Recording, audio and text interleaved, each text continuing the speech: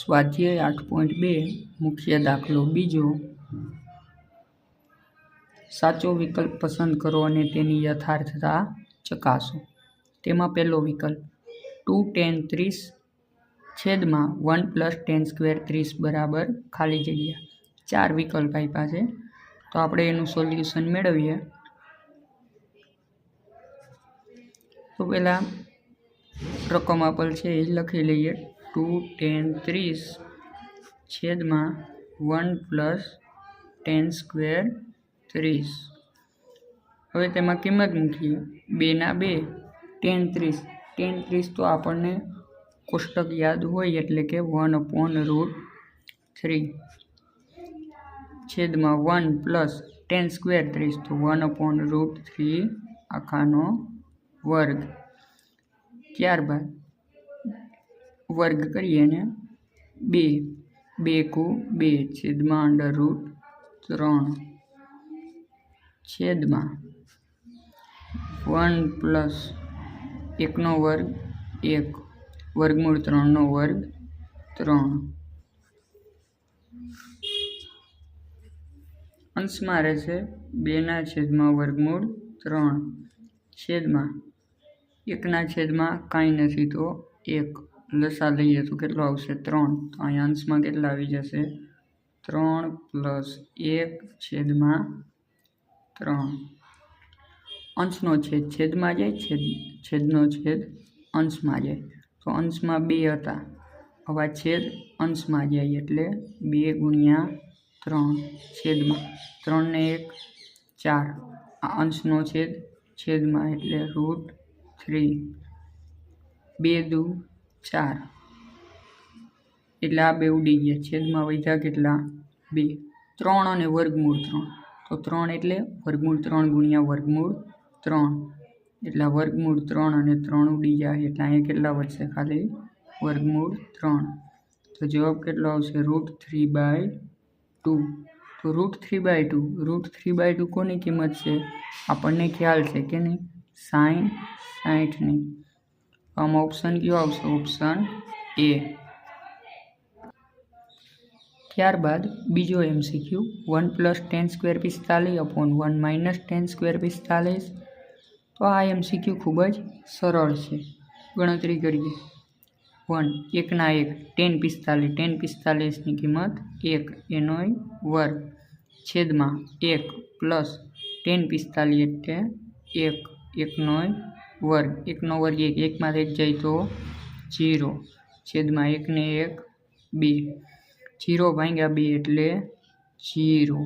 તો આપણો જવાબ કયો આવશે ઓપ્શન ડી. ત્યારબાદ ત્રીજો MCQ જ્યારે a બરાબર ખાલી જગ્યા હોય ત્યારે sin 2a બરાબર 2 sin a હોય. તો આ MCQમાં આપણે શું કરશું, 4 વિકલ્પ ચકાસશું.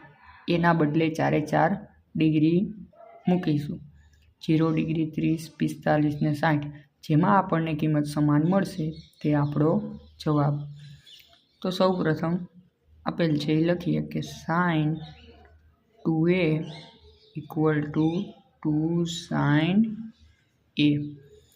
હવે પહેલા વિકલ્પ 0 માટે. 0 માટે આપણે ચકાસવું હોય તો પહેલાં ડાબા લખીએ, ડાબી બાજુ બરાબર sin 2a. sin 2 ના 2 a એટલે 0 ડિગ્રી. 2 0 0 એટલે કેટલા થાય sin 0. sin 0ની કિંમત આપણને ખ્યાલ છે કેટલી થાય 0.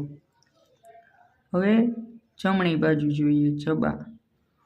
તો 2 sin a એના બદલે કેટલું 0 ડિગ્રી. તો sin 0. sin 0ની કિંમત 0 અને 2 × 0 એટલે 0. તો આપણને બંનેમાં ડાબી બાજુ અને જમણી બાજુ સમાન મળી ગઈ. તો આપણો જવાબ શું આવશે ઓપ્શન એ. બાકીના ઓપ્શન B, C અને D ઓપ્શન તમારે મૂકીને ચેક કરી લેવાના. એકમાં ડાબી બાજુ બરાબર જમણી બાજુ આવશે નહીં. હવે ચોથો MCQ જે પહેલા MCQ જેવો જ છે. પહેલા MCQમાં આપણને છેદમાં શું હતું પ્લસ, આમાં શું છે માઇનસ. તો કિંમત મૂકીએ. 2 ના 2 tan 30. tan 30ની કિંમત કેટલી થાય 1/√3 છેદમાં 1 માઇનસના માઇનસ tan 30 1/√3 હોલ સ્ક્વેર 2 × 2 છેદમાં વર્ગમૂળ 3 1/1 વર્ગ 1 વર્ગમૂળ 3/2 3 આના છેદમાં 3 આના છેદમાં 1 લસા લઈએ તો અહીંયા 3 આવે તો અંશને કેટલા વડે ગુણશું 3 વડે અંશમાં વધશે 2 છેદમાં વર્ગમૂળ 3 છેદમાં 3 - 1 આખાના છેદમાં 3 હવે 2 વર્ગમૂળ 3 છેદમાં વધ્યું 2 છેદમાં 3 તો અંશનો છેદ છેદમાં જાય છેદનો છેદ અંશમાં એટલે અંશનો છેદ એટલે વર્ગમૂળ 3 ક્યાં આવશે નીચે છેદનો છેદ ક્યાં જશે અંશમાં એટલે 3 ક્યાં જશે અંશમાં અંશમાં પહેલેથી 2 હતા છેદમાં 2 હતા 2 કેન્સલ 3 છેદમાં વર્ગમૂળ 3 તો 3 ભાગ પાડીએ વર્ગમૂળ 3 ગુણ્યા વર્ગમૂળ 3 છેદમાં વર્ગમૂળ 3 1 વર્ગમૂળ 3 કેન્સલ તો વધ્યું હું વર્ગમૂળ 3 તો વર્ગમૂળ 3 કોની કિંમત છે tan 60ની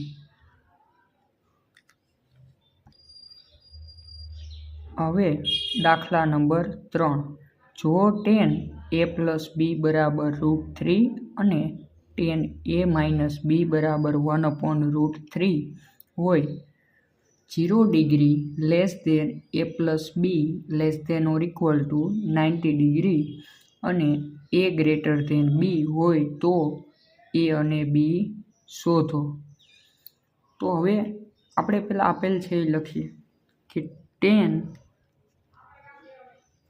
a + b = √3 આ દાખલો 2 માર્ક્સ માટે ખૂબ જ અગત્યનો મોસ્ટ IMP દાખલો છે અને સરળ પણ એટલો જ છે તો હવે √3ની કિંમત 10માં આવતી હોય એવી તો આપણને ખ્યાલ છે tan 60 તો લખીએ tan a + b = √3ને આપણે શું લખી શકીએ tan 60 ડિગ્રી તો બંને બાજુ tan તો tan કેન્સલ તો a + b = 60 આને આપણે નામ સમીકરણ 1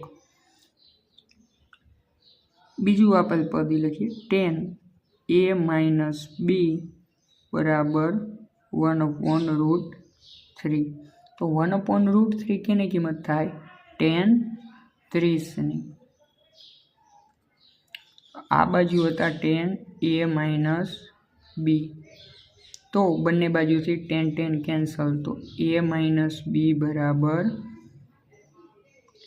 30 હવે આ થઈ ગયું આપણું સમીકરણ 2 હવે આ બંને સમીકરણને લોપની રીતે ઉકેલતા અથવા સીધી રીતે કહીએ તો સમીકરણ 1 અને સમીકરણ 2નો સરવાળો કરતા સમીકરણ 1 અને સમીકરણ 2નો સરવાળો કરતા તો સમીકરણ 1 અને સમીકરણ 2નો સરવાળો કરીએ સમીકરણ 1 આપણને આપેલ છે a + b = 60 સમીકરણ 2 a - b = 30 બંનેનો સરવાળો કરીએ તો 60 ને 30 90 b કેન્સલ a + a એટલે 2a એને કરતા બનાવીએ તો 2 છેદમાં જાય તો a = 45 હવે ની કિંમત ગમે સમીકરણમાં પહેલા અથવા બીજામાં પહેલા સમીકરણમાં લઈએ તો પહેલું સમીકરણ a + b = 60 તો a ની કિંમત 45 આપી તો b ને કરતા બનાવવું હોય તો a ની કિંમત 45 હવે b ને કરતા બનાવી 45 સામે જાય તો -60 - 45 એટલે 15 a અને b મળી ગયા અને રકમમાં પણ કીધેલું હતું a ગ્રેટર ધેન b કે a b કરતાં કેવો મળવો જોઈએ મોટો